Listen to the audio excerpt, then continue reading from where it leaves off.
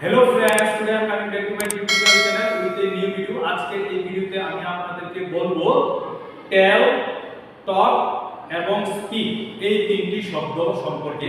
এই তিনটি শব্দই আমরা বিভিন্ন বাক্যের মধ্যে ব্যবহার করি বলা অর্থে, কিন্তু কোন বাক্যের মধ্যে এই তিনটি শব্দকে সঠিকভাবে ব্যবহার করব সেই সম্পর্কে আমরা আজকের এই ভিডিওতে জানব। চলুন দেখে নেওয়া যাক। প্রথমত আমি লিখেছি tell, to give information to someone. এর বাংলা অর্থ হলো কাউকে তথ্য বা কথা জানানো।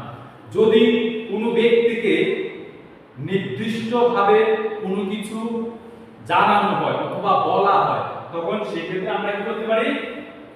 টেল শব্দটি ব্যবহার করতে পারি। আমি তার স্ট্রাকচার লিখেছি সাবজেক্ট প্লাস টেল প্লাস পারসন প্লাস আদার্স। এখানে আমি তার একটা एग्जांपल লিখেছি I told him the truth। এখানে তার বাংলাটা হলো আমি তাকে সত্যটা বলেছিলাম। এখানে আমি টেল এর পাস্ট ফর্ম told ব্যবহার করেছি। তারপর দ্বিতীয় যে শব্দটি রয়েছে সেটি হলো টক। এই টক শব্দের অর্থ হলো টু হ্যাভ এ কনভারসেশন। দুই বা তার বেশি লোকের মধ্যে আলাপ বা কথাবার্তা। যদি দুইজন অথবা তার বেশি লোকের সঙ্গে কি হয়, কথাবার্তা হয়, তখন আমরা এই টক শব্দটি ব্যবহার করতে পারি। এর মানে হলো দুই বা তার ততোধিক ব্যক্তির মধ্যে যদি আলাপচারিতা হয়। যেমন আমি তার স্ট্রাকচারটা লিখেছি, দেখুন subject plus talk plus to অথবা with plus person plus others.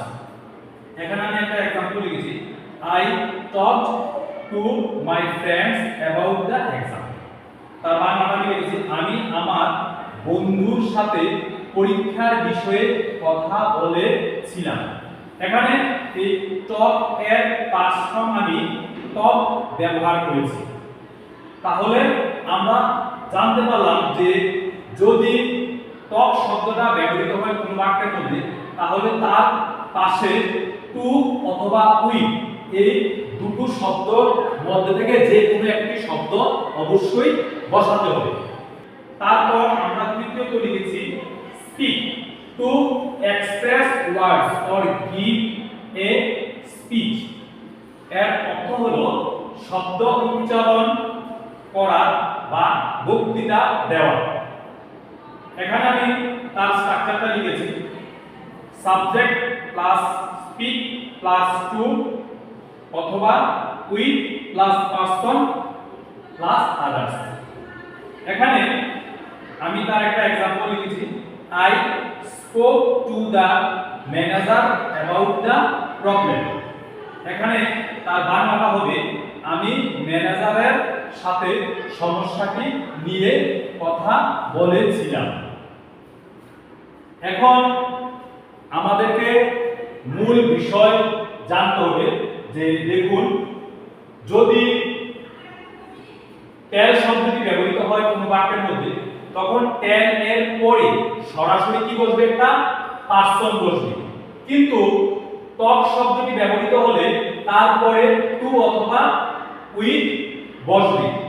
তারপর যদি স্পিক শব্দটি ব্যবহৃত হয়, স্পিক শব্দটির পরেও একটি টু অথবা উইথ বসবে।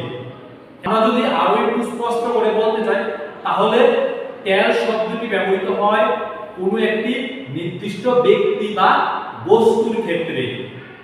তার টেল শব্দটা যখন আমরা ব্যবহার করি তার পাশে কিন্তু পারসন বসে। আর টক শব্দটা যখন আমরা কোনো বাক্যের মধ্যে ব্যবহার করি তখন তারপরে টু অথবা উইথ বসে।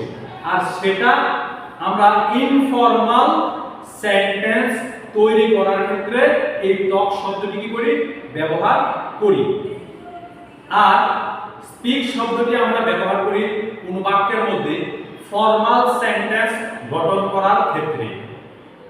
স্পিক শব্দটার পরেও কি থাকবে? একটি টু অথবা উইথ থাকবে। যদি ভিডিওটি আপনাদের ভালো লেগে থাকে তাহলে অবশ্যই লাইক, কমেন্ট, শেয়ার এবং সাবস্ক্রাইব করতে ভুলবেন না, কারণ আপনাদের একটি লাইক, কমেন্ট, শেয়ার এবং সাবস্ক্রাইব আমাকে নতুন নতুন ভিডিও বানাতে উৎসাহিত করে।